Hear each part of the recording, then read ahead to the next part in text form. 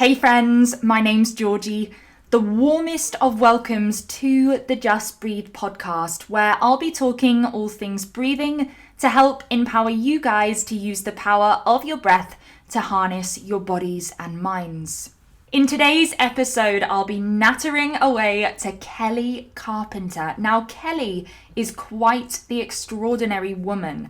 Having been introduced to Transcendent meditation at the age of 6, Keli is now a conscious breathwork facilitator, Chopra certified Transcendent meditation teacher, forgiveness coach, founder of the Other Side of Average Therapy for the Soul, and creator of the 10 Steps to Finding Freedom through Forgiveness. Keli's list of skills is absolutely endless, and I had the most incredibly powerful conversation with her, all about her personal journey with breath, as well as why she thinks meditation could make the world a better place. If you haven't already, don't forget to like, share, and subscribe to the Just Breathe podcast. The more people talking about breathing, the better. Let's keep building that strong breathing community.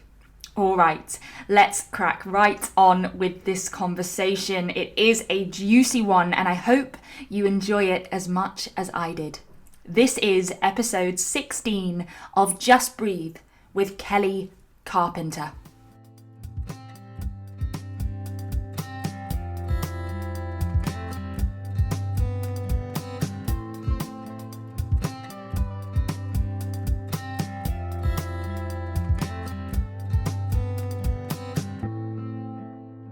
Hey Keli, welcome to the Just Breathe podcast. So good to have you on. How are you doing? Oh, thanks. It's wonderful to be here. I'm wonderful. Thanks. Good, Yeah. awesome. So I'd really love to just dive right in there if that's okay. You have a fascinating journey, and I really want to know at 6 years old, going into a transcendent meditation, being introduced to something so powerful at such a young age. I suppose you're like a sponge when you're 6. I'm so curious how that affected you. That's crazy. Mhm. Not many 6-year-olds have that experience. Yeah. And I have to kind of preface it with, it's not like my mom was some guru. And Right. that's what, brought me to meditating at 6, doing Hmm. TM. It was actually because my mom was kind of struggling. She Right. was struggling internally. She was going through a messy, manipulative divorce, and she knew Right. she needed something to help bring her back home to, Right. to support her through what she was going through. Yeah. And she just brought me along to Yeah. learn as well. And like, you know, many things in our life, we don't actually realize the impact it has on us until much later. Of At course. 6, I wasn't asking big life questions or No. had work related stress or anything. I just meditated because I was told to meditate. Yeah. And it really wasn't until later in my life that I realized the impact that it had. And it was probably even after, there was things that I noticed in my life, Yeah. you know, ways of approaching life, Of thoughts that I course. used to think that I really Yeah. didn't think were not normal. Hmm.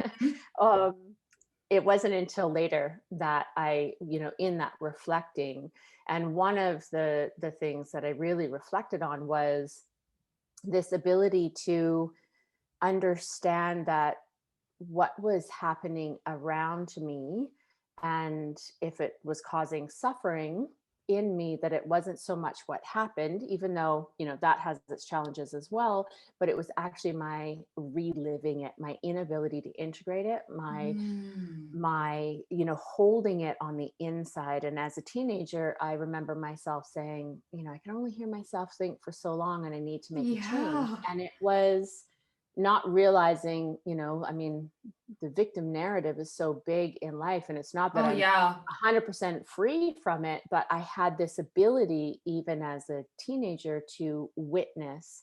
So even though I felt affected and somehow victimized by the outside, I also had this Yeah. awareness that it really wasn't that was Yeah. causing my strife or my suffering. It was my Gosh. inability to make a new meaning, my inability Yeah. to integrate it. Yeah, gosh. And as a teenager, I mean, you know, anyone above the age of 18 has been there, that there's Yeah. some crazy thoughts going on in your Hmm. mind there. You're sort of opening your eyes to a world that you never knew it existed. And so to actually be aware of that narrative, a lot of people don't get to that till they're sort of in their 20s, especially in the Western world. So that must Yeah. have been a lot of inner monkey chit chat that you were Yes. experiencing. Yes, absolutely. Wow. And at 19, I actually went to my first counseling appointment on my own accord Right. because I had this awareness, but I still didn't have Yeah. the tools of, how do I really reframe my story? How do I really, Yes. let go and to heal some of these, traumas that happened in my life?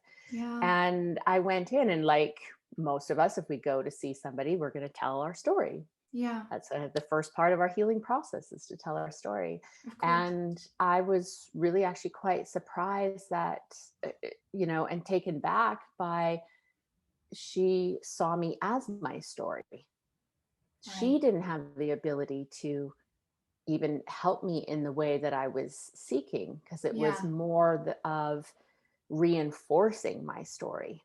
Yeah. And I was like, oh, this isn't what I expected. And I went back for another appointment, and the same experience happened. And that really set me on a path of, what does it really mean to integrate our stories, to have life be our teacher, and to Yeah. live in that way. Yeah, Hmm. I love that, like owning your story for exactly what it is. It's interesting with social media these days and advertising the media in general. It's so interesting to think about our story, but how our story is influenced by all the stories, even you think Instagram stories, right? That you're Yeah. surrounded by.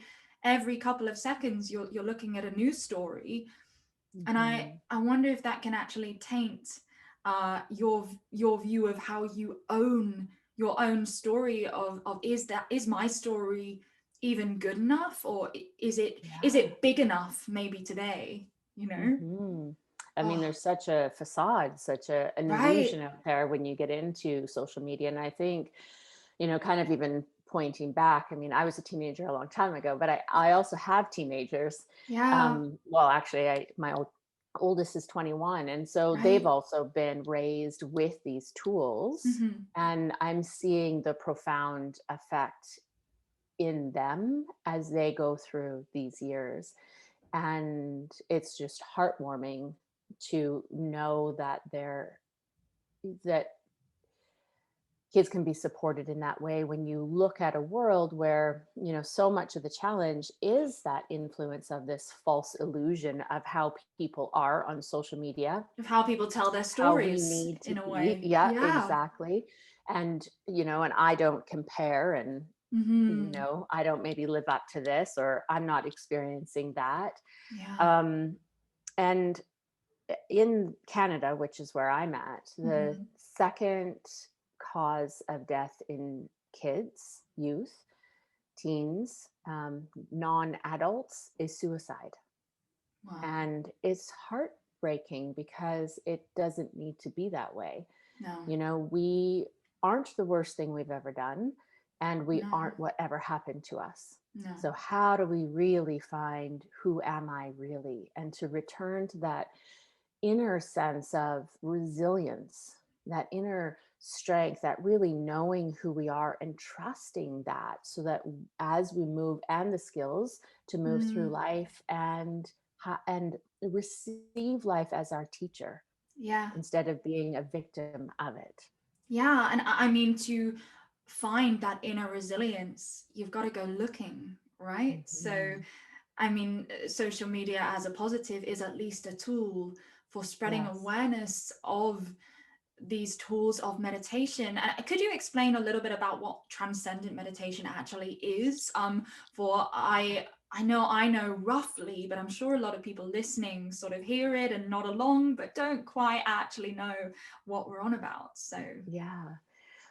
Well, I break meditation down into three categories, right. and that is observant, Hmm. focused, and transcendent. Right. So observant meditation practices are where you're observing without manipulation.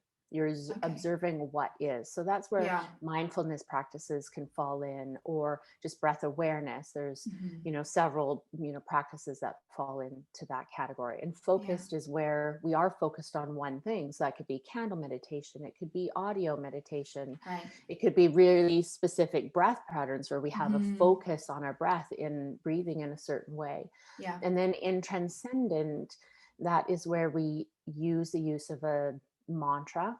It's a Sanskrit word. It doesn't have meaning. It's used for its vibrational qualities. And ultimately, it's actually used for a tool for the mind. Right. We have in Western culture have given so much emphasis to our cognitive understanding, our intelligence, what we know up here, Oh God, yeah, we go to how school for often, years, right? yeah. And I mean, from the time, kids are little, it's Yeah. ABCs. What does a cow say? One, two, three. Yeah. Yeah, exactly. And how often do we actually teach our kids to listen to the messages that their body has, Mm. to to trust their intuition, to tap in, to decipher the two voices that actually go on in all of us. It's not Yeah. often that we do that. So, the mantra being a tool for the mind, Yeah. it's like it, changes the way the thinking process usually happens. Because Right. usually we think a thought, we associate a meaning to it, and that, gets linked to that and that and that. And pretty soon our mind is off running. Right. And that affects So the body if too, right? The yes, nervous system, everything. It's all linked, right? It's yes, it is. crazy. Right, Yes. right, right. Yeah. Gotcha. And so, as we think this thought, essentially Hmm. is what a mantra is, Yeah. but it doesn't have meaning and it's used for its vibrational qualities. It's Right. actually linked to your date, place in the transcendent meditation that I teach. Yeah. Date, place, and time of your birth. So it's very, it's about like your expression, Yeah. the truest expression of you before the conditioning all happened in the world. Yes. That's kind of the vibration of it. Yeah. And so, we give the mind something to do so that eventually we slip beyond the thinking process because it can't associate it. It can't run wild, Right. down this thought, down this, path. So it's a tool to help us slip beyond the thinking process into stillness, into that, I am beyond our physical experience, beyond our stories, Right. Right. tapping into that resilience. And so with observant and focused, we start with the practice and we end with the practice. So we start focused, let's say on a candle, we Mm. end focused on a candle. With Right. transcendent, part of the name is we start with the practice, but we actually transcend the practice. Right. So Right. that in a nutshell is a little bit about the three categories of meditation and where, Yeah. transcendent meditation or some of the key elements of it. It's really about connecting to that which is, you know, the I am beyond our Yeah. physical experience. Beyond your identification Yes. of who you Yeah. are, because Hmm. there's a brilliant program actually on Netflix called The Mind Explained, and something on there I watched yesterday actually was saying that our sense of self is actually just an accumulation of our past experiences and our future thoughts, our sort of mind wanderings of what we predict might happen, but which is also accumulated from what happened in the past. and Yes. and that was fascinating to me, especially with you talking about transcendence. So Hmm. that's a huge leap and a huge journey actually, to transcend Hmm. beyond years, for me 25 years of thinking and Hmm. conditioning and absorbing and experiencing into something beyond. That must have some enormous sort of awakenings and realization as a result of those transcendent meditations. Do you find that with a lot of Absolutely. people? Yes, absolutely. Yeah. And it's, we don't really meditate for the experience in meditation. We actually meditate for the other, excuse me, 23 hours of our day, Yeah. where we're, if we're connecting, let's just call it the I am, Yeah. to our beingness is actually what I call it mostly, our beingness, because we're human beings. So we Yes. live in the world of humanity with all the conditioning, the attachments, the stories, Yeah. and our beingness. And this can look right from, the shadowy kind of experiences to the blissful kind of experiences. It's still all the human experience. And then Yeah. our beingness is that we actually meditate for the experience in the other 23 hours of our day. But Right. in meditation, when we drop in and we transcend and we really connect to our beingness or the I am, then we actually bring more of that out into our other 23 hours of our day. So we Yeah. are more aligned with, let's say, our soul's calling. Just, we naturally want to, this part of us naturally wants to love and let go and forgive and grow and connect and join. And in the, humanness part of us, we won't, there's a lot of judgments and Yeah. grievances and blaming and projections and all, numbing and all to try and keep dissociations. ourselves safe, right? As a Yeah. form of sort of protection, as such. So, Yes. I mean, it's there for And a reason, but yeah, yeah, that but we can really transcending. get stuck in it Yeah, because right. the truest, what we're seeking is only found within. Nothing outside is Yes. actually going to fill that void. Yeah. And so the truest sense of safety and security in the world is connecting to that inner resilience, to our Wow. beingness.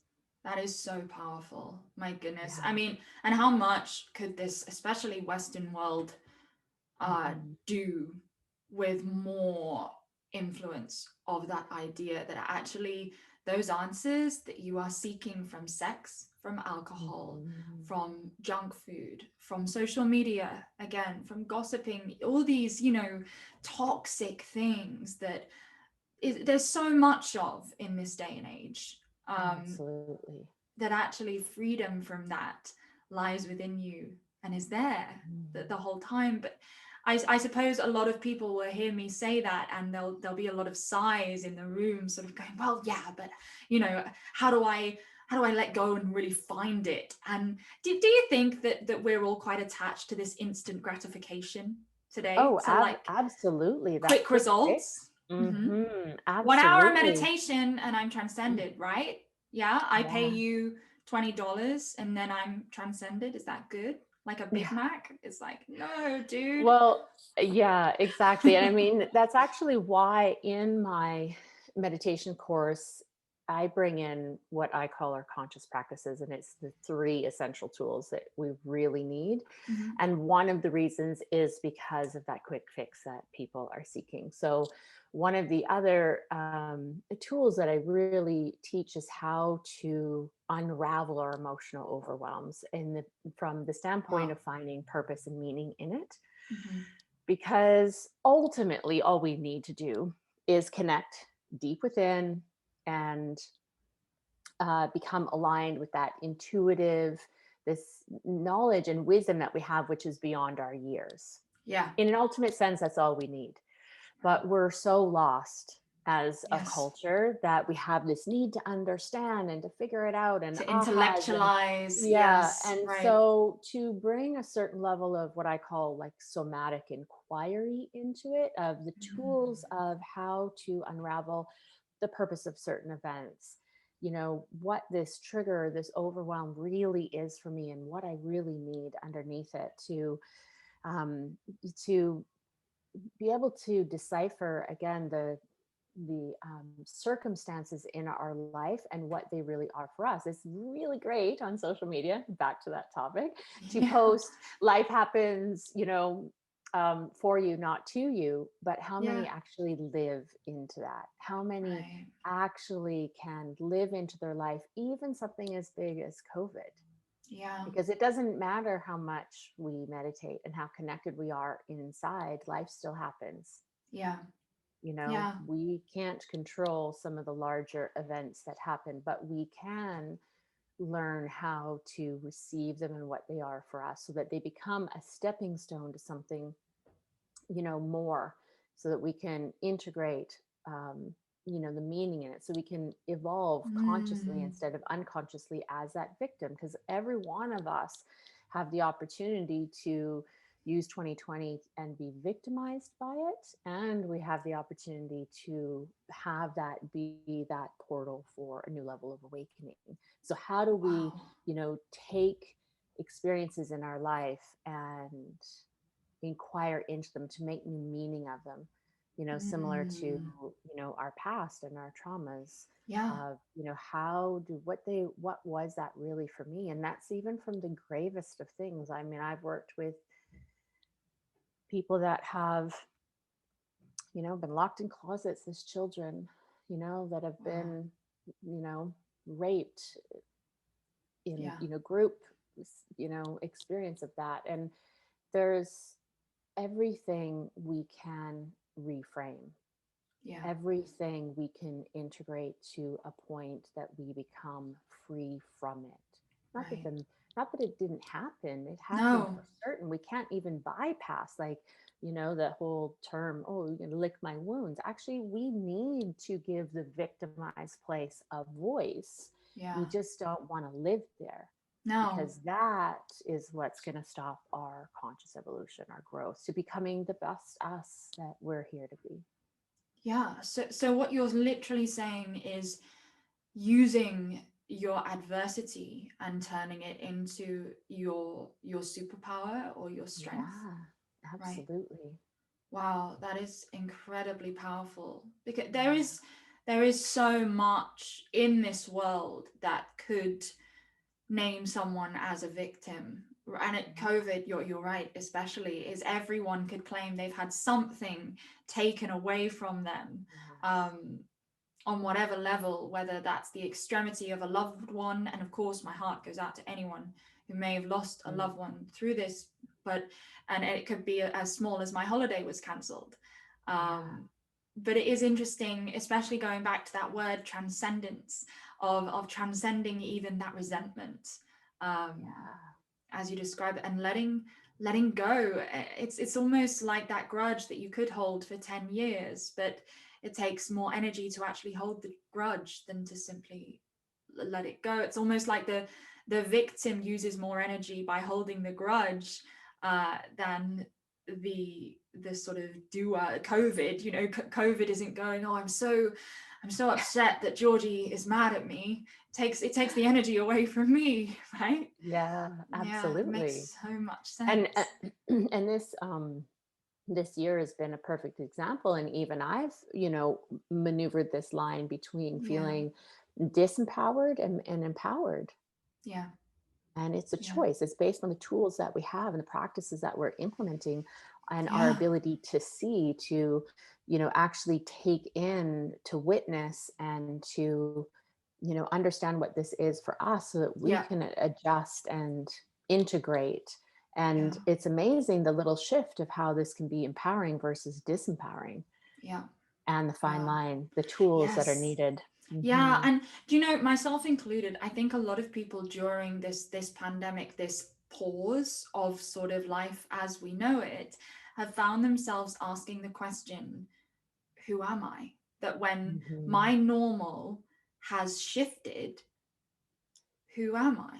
Because I know Yeah. you work a lot with finding your truest expression. It's one of your key three elements, right, of your Hmm. teachings, Yes. your truest expression.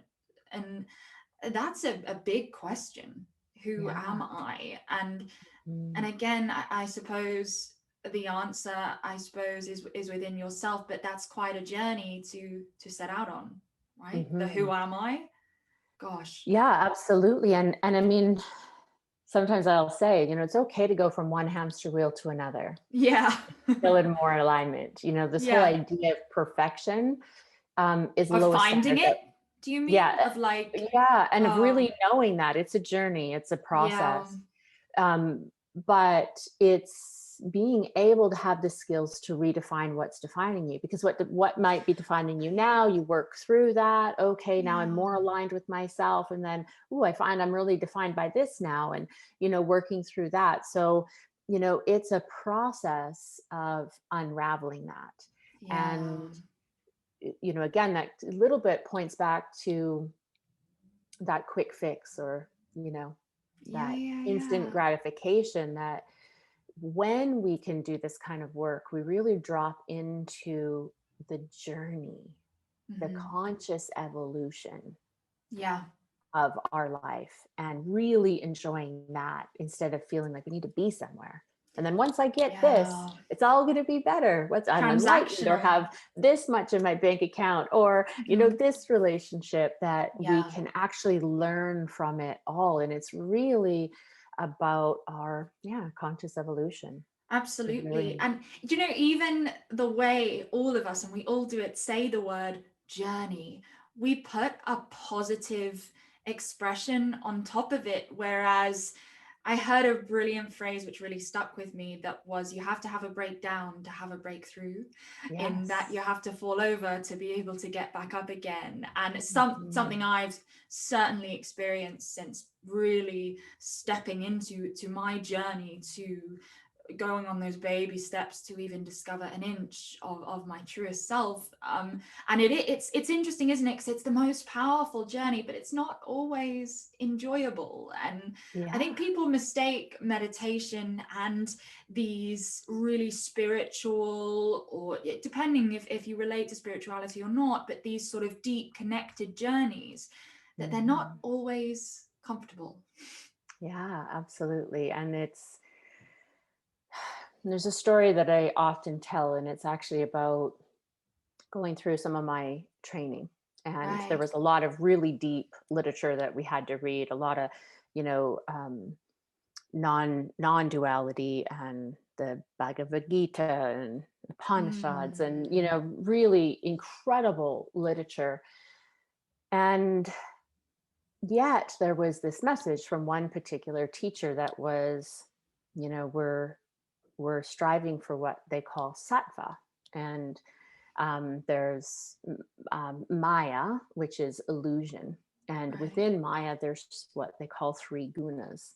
And there's three illusions that we live in. And one Right. from, quite dark, despair, anger, quite unconscious, Yeah. to one of more learning and, you Mm. know, discovery and openness and inquisitiveness, and Yeah. then into, compassion and Yeah. joy and love. And this whole time through this, year-long course, I was like, it just didn't sit with me. I couldn't understand why I could understand from, the human element of Yeah. why we would want compassion over anger. I mean, Yeah. that's obvious. Of But course. the point is, it's all an illusion. And on a spiritual path, we can find ourselves. So that which once served us can hinder us, and that which once hindered us actually can be our portal for awakening.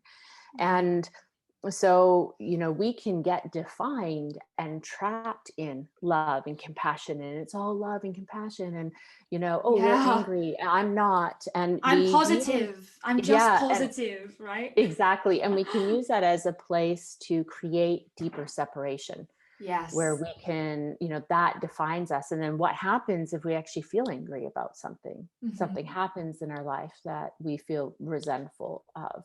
It's really the understanding that it's all an illusion, every Right. bit of it.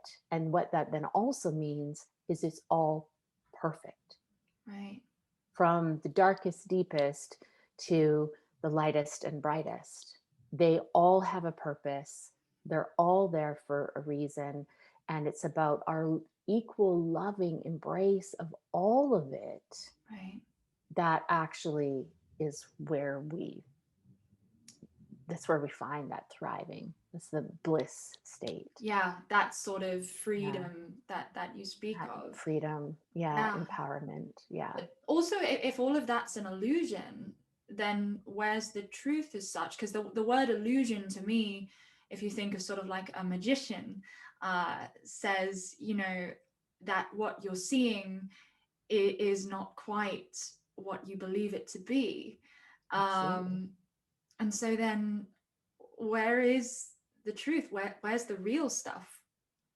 It's just, well, so let's say it's anger. We're triggered Okay. by anger, Okay. for example. We'll use an Yeah. example. is that, the illusion usually is wrapped in the narrative. Well, this anger is Right. because you did this, Yes. and now I want to project it onto The you. story. Um, you Yes. know, Okay. yeah. So, Mm. but the truth is, I just feel angry and own it. Ah, yes. Okay. It's What is clicked. this for me? What is, yeah, Yes. it's a gift. Mm-hmm. This victim place, the anger, the grievances, the judgments are actually all a gift, just as much as the latest and brightest. It's just Mm-hmm. that most people, are taught in society to only feel their feelings so much. Some are Yes. better than others. Don't If be you feel, disruptive. yeah, and there's something wrong if you're feeling too much of this. And so Yeah. we've suppressed our emotions to such a degree that we don't give space to them. And when we Yeah. give space to them, no matter where they are on the spectrum, they are, there is always a gift on the other side. So the Wow. shame, the pain, they aren't the gift, but our ability to feel what's there, To give it space. to Yeah. move through it, Yeah. obviously in a safe container, because some emotions Uh-huh. are bigger and need, you know many times we need support. We need Yes. to be held there, and Agree. how to move through some of the deeper ones in a safe place. But there's always a gift. Mm. 100% of the time, it's just not possible for there not to be. Yeah. And Yeah. And whether that's like a reclaiming of our innocence, whether it's like stepping into our mm, voice, whether, yeah. no matter what it is, it's Yeah. always directing us and guiding Mm-hmm. us. Life supports us, actually. um, we just usually don't have the tools to work with life in that way. So we're usually Yeah. fighting against it. Absolutely. And it sounds like we said before, that separation from identification of, rather than I am angry, like I am an angry person, to I am experiencing anger in this Yes. moment. Yeah, And there's a big difference between that, right? Of absolutely. There's a lot of language out there right now of like, yeah, I'm really anxious, or I'm very stressed, or I am tired, or whatever. And I Mhm. suppose, do you think if you tell yourself and you speak that narrative, that your body, your nervous system, your mind even reacts to that statement? If you state I am tired, then your Mhm. body will inhabit exhaustion. Absolutely. I Really? 100% Wow. agree. And Mm. I don't know if you've ever heard of Dr. Emoto. I haven't. No, He's that's the one to put one on the who, list.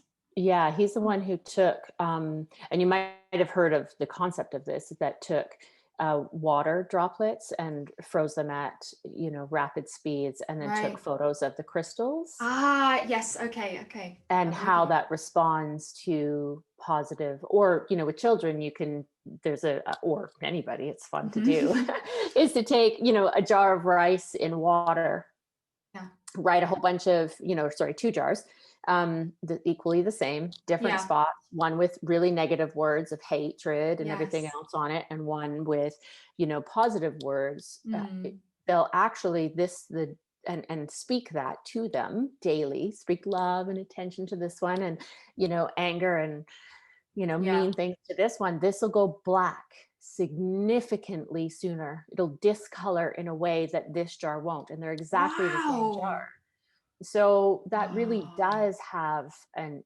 impact, but not, again, so we look at the vibration of words, that has an impact. But if we're stuffing some of that because it's like, no, I'm just going to speak positive words and not look at Yes. this, it's still in there, it's still turning black, it still has an effect. It's like trying to hold a beach ball underneath the water. Unless we can turn towards Yeah. it, unless we can be with it, it's going to either implode or explode in some capacity.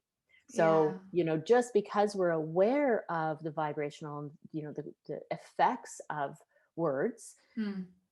doesn't mean that we need to then disassociate from our anger or our judgments. There's still Mm. a gift there, and they're going to have that darkness effect Mm-hmm. on us, unless we can turn towards them and shift them, Yeah. move through them. So that which we fight fights back. That which we resist persists. Yeah. So it's really important, first, to, understand the vibrational quality, but to understand that no matter where they are, they have a gift. So how can we move through them? How can we meet them and receive from them so that they don't have that power over us? Yeah.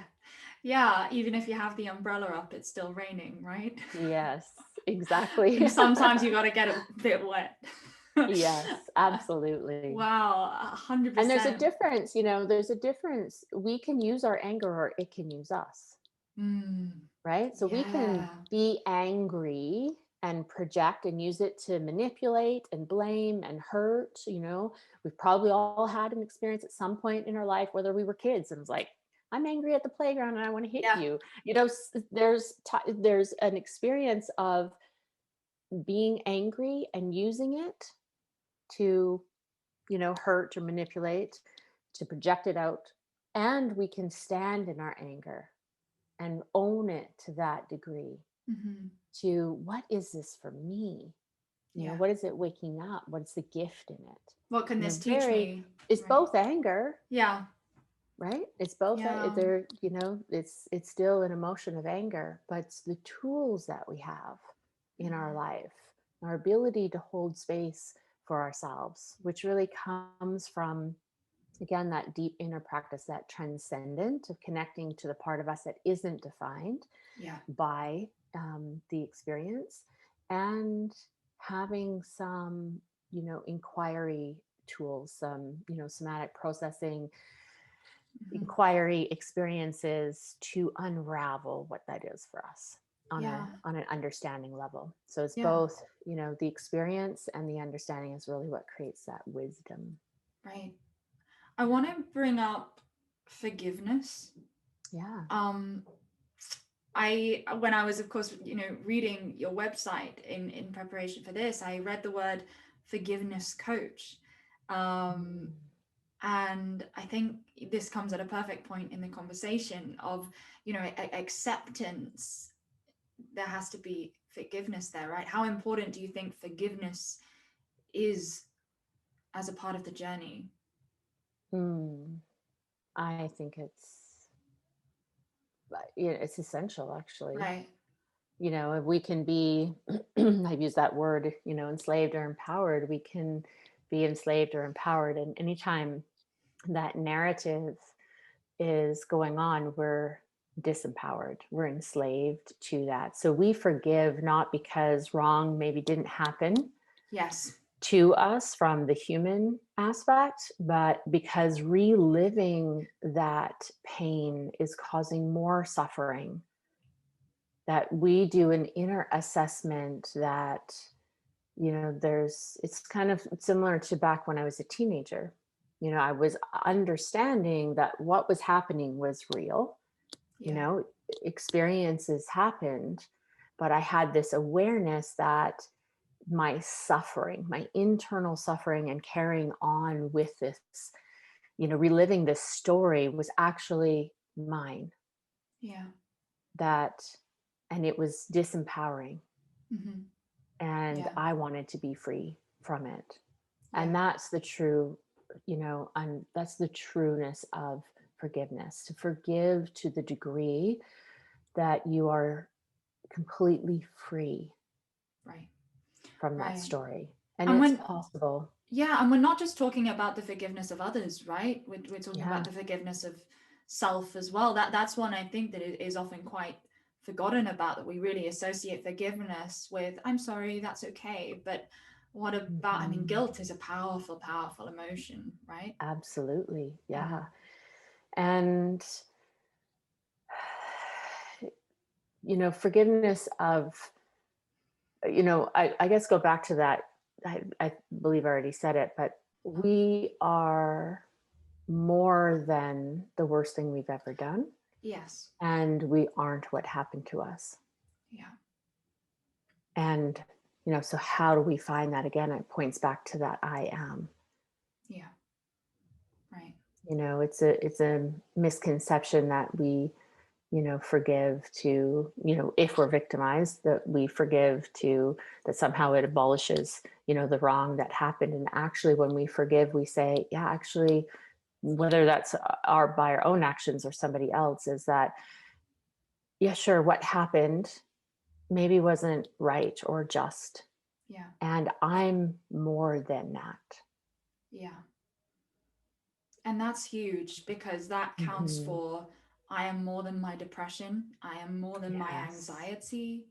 I am more than fill in the blank, Mm-hmm. which is in this world, what you said right at the beginning of the conversation about the amount of suicides in young people, which is just horrific. Just Mm-hmm. that idea and concept and belief that I am not my depression is so, Mm-hmm. it can save someone's life, right? Yes. Yes, absolutely. Yeah. That's how essential do you think these practices are in the Oh, world I personally think today? they're everything. Yeah. You know, somebody called me the other day, and her son is really struggling in school. I think he's 6 or 7. Yeah. It's a lot of anger issues. Right. You know, he's been through, or his parents went through, you know, didn't necessarily have a good relationship. His father's pretty angry Right. person, so they're split up, and you know, that's his male role model. Right. You know, raging, you know, Yeah. while he's driving, and you know, just so much. And the school, you know, called the mom and said, you know, we really need to deal with this. You know, at school, he's like kicking bags off somebody's chair, and you know, Yeah. all of these little things. And you know, that we need to do XYZ, and maybe even think about not having him in school. If we can't get a grip of this, you need to, Ooh, you know, yeah. go get some help. So she called the mental health. They can't get into an appointment for 4 to 6 months. So what could go What? on in four Oh to my six months goodness. Right. And the other thing is I asked her, because all of the tools that she's been given and that she has, so as I asked her outright, are you helping him manage his emotions or move through his emotions? Right. It's very different. Mm-hmm. The context of managing your emotions, again, for the 6 or 7-year-old, is anger is bad. Yes. Bury So it. you're bad for, and if you can't manage it, there's something wrong with you. You Right. can't come to school. You can't, you know, whatever it You're is. cast out. Yeah. Yeah, that 6 or 7-year-old child has got some things that he wants to express. That anger is something that's there for him. So, how do we actually, in that really safe way, allow ourselves to feel that? You know, the mom had put in a stationary bike, and every time he feels angry or frustrated, he gets on the bike to, you know, ride it out. And I said, well, you know, that's good in one sense. You know, he's Mm-hmm. on the bike like 7 or 8 times a day, you know, probably Wow. got some strong legs. He's probably But I some said, triathlete by now. yeah, yeah, exactly. And I said, you know, but even like if we just took like the physical, you know, aspect of a bike, what Mm, about if it was a heavy bag yeah. and he was allowed to be angry at the Yeah. heavy bag Hit instead of that using bag. a bike to get rid of anger? Yes. So Yeah. we're trying to get rid of it, even though we don't understand it. We don't know. We're not looking at why it's there. We're not just, it's bad. You need to get rid of it. Cycle it out. Versus, Yeah. yeah, versus here's a heavy bag. Let all your anger out. Yeah. Can you just feel what that would feel like for that six or Yeah. 7-year-old? Like, it's just Relief. like brings tears to my eyes to It's give them space acceptance. to Yeah. let that anger out, feel that anger Yeah. in Yeah. a safe container. Yeah, and it is acceptance, for there is nothing wrong with you, because I suppose Mhm. anger is learned. No one's Mhm. born angry. It Yes. is something that is like no one is born to lie or to criticize or to Mhm. judge. It's learned, Yeah. right? Yes. And we So have to learn. There's not a lot of people that, you know how to hold their emotions, right. to inquire into them, to be able to unravel them. Hmm. There's a lot of people that have that safe space, Yeah. that permission. 100%. I think Yeah. we would live in a very different world with less conflict, um, Mhm. less crime, riots in general, less, harm. if Mm-hmm. this was more mainstream than it already is. I mean, it's slowly dripping into the mainstream. People are slowly waking up to it, but Yeah, yeah, do you agree? I really think it could be a absolutely. totally different world. Absolutely. Mm. You know, when you think, I mean, I might have the exact quote wrong, but the Dalai Lama said if we were to teach every 7-year-old to meditate, Mhm. we would end world chaos in one generation. Wow. Yeah. Because, you know, not only does, just like I said, on that ultimate sense, meditation just allows us to create a bigger, wider space that Yeah. we are connected to the I am, and we just witness these, you know, human experiences detached. So we witness them, can hold them, accept them, instead of being defined by them and stuck in them. Yeah. Respect, support, and allow. 100%. Yeah. Yeah. Yeah. Wow. So Hmm. your coaching practice itself is called The Other Side of Average. Yes. And I would love for you to unpick that a little bit. Is there a story behind Hmm. that? Yeah, there is actually. And it's the other side of average, therapy for the soul. And, Yes, is you the full know, name. yeah, and therapy for the soul, well, obviously our soul doesn't need therapy, but, you know, but it's about that directing Yeah. back to making membership again. And the other side of average really came from my own personal experience of Mm. feeling how average I was in, you know, my mom was married 3 times, all messy, manipulative sort of divorces. I had enough Right. trauma in my life. I had, you know, because of the trauma as a young child, I had difficulty reading. And then, you know, of course, in my era, I'm, you know, in my 50s. So in my era, it was really shameful. It was almost like Oh, wearing a dunce cap. And, you oh know, there's just no. so much that I experienced in my life that was so average as Gotcha. far as life Yeah. and How we conditioning and associate that dysfunction. word. Yeah. Yeah. And it was this ability to face it that was the other side of average. You Yes. know, to be given this tool from my mom, who couldn't be the parent that she really wanted to be, but she knew enough. This part of her that just wanted more for me gave me meditation. Yes. And that's going to get me choked up. But Oh. my mom passed away a year ago, Oh. exactly, pretty much a year She ago. sounded So like an incredible. that's yeah, she really was. And Yeah. so, you know, so that's where that name came from, is like the other side of average, of how we face life and embracing our averageness. I mean, how many people want to run away from all of those things that just make us average? Again, that's social media, it's this status, it's all these things that define us, this projected idea. And, you know, when we realize our humanity, when we can sink into our humanity, you know, it's that's where that um, being not being defined by Yeah, it. yeah, that's what I was just gonna say, that the thing that strikes an enormous chord with me with that name is that I think this world is very full of people who tell you who you are allowed to be. I mean, I come from the world of acting, so very much you are told who you Mm. are allowed to be and who you are allowed to play.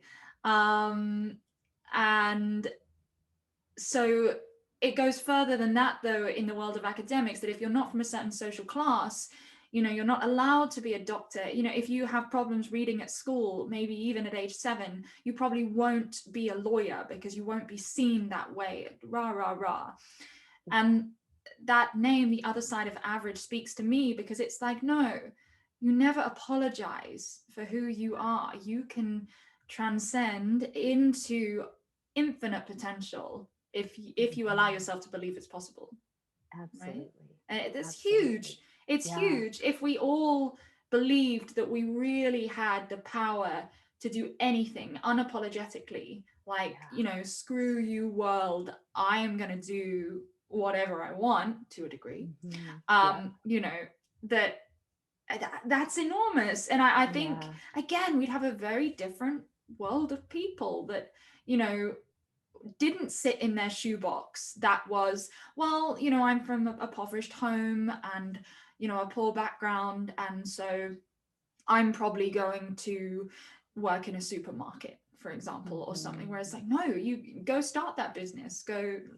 It's amazing. Absolutely. And there's kind of two things that you mentioned I'd love to play off of. Is one is that unapologetic, the apology that you mentioned. And actually my Transcendent meditation course, which is Transcendent meditation and the somatic inquiry put together, is actually called Become Unapologetically You.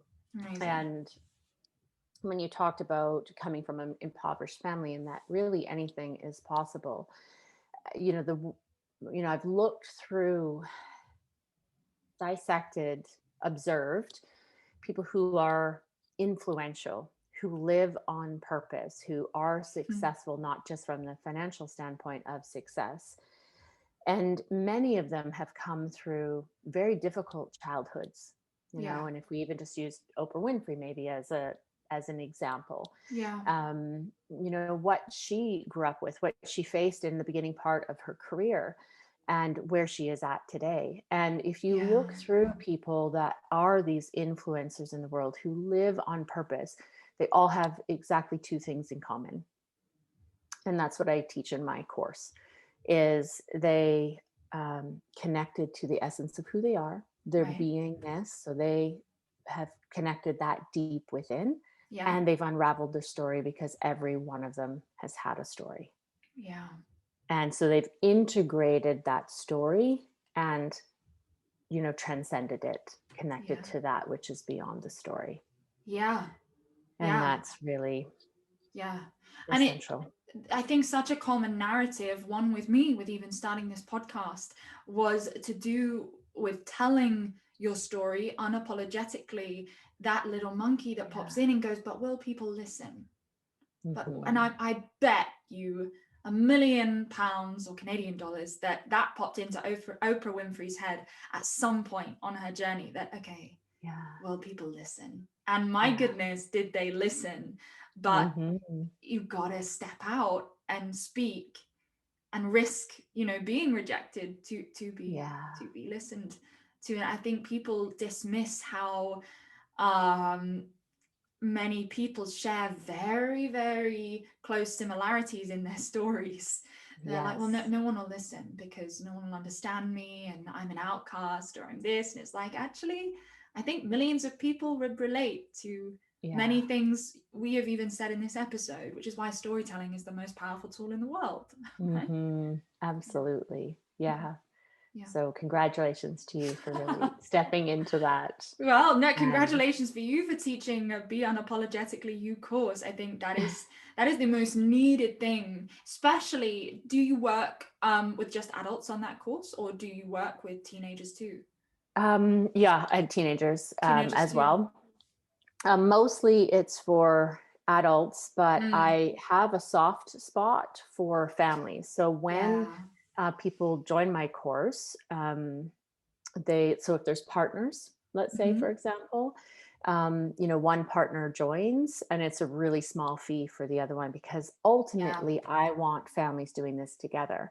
And so even in the course, we go through an entire section, because I was a child of meditation, because I've raised my children with meditation, because I've taught parents to, bring meditation in as a family setting. I do go through an entire session on how to teach kids, the impact on kids, all the different stages, right? From, prenatal to having adult kids.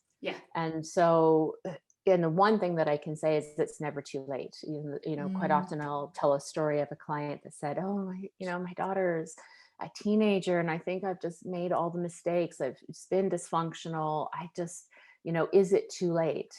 And I said to her, well, let me, answer you with a question. If your mom, who I know you have a difficult relationship with, all of a sudden became more present, became more, grounded, more patient, more responsive to life instead of reactive to life, how would that affect you as an adult? Right. So is it ever too late to 100%. become more conscious? And so, as much as it's usually individuals, there's an enormous component to the program in reference to families and relationships. So, raising conscious families and having conscious relationships is really, my passion. My soft spot in life. Yeah, that's incredibly powerful. Okay, 2 final quick fire questions. Are you ready? Okay, yes. Number 1, if you were made president of the entire world, what's the first thing you would do? Well, I'd have to say I would teach everyone to meditate. Right, that's what I was hoping. There'd be a universal, global meditation practice. Nice. Like every day at a certain time, you'd say Yes. everyone meditates, like brushing your teeth. Yeah, like exactly. Nice. Yeah. Maybe something a bit more sort of like with weight to it than brushing your teeth, but that's all that came to my mind in the moment. So here we are. And the daily routine that we all find ourselves in, that is about ending separation and chaos and dysfunction. Trauma. I love. I mean, I think you'd be an excellent ruler. So I think you should definitely apply when the position becomes available. Number 2, where can people find you?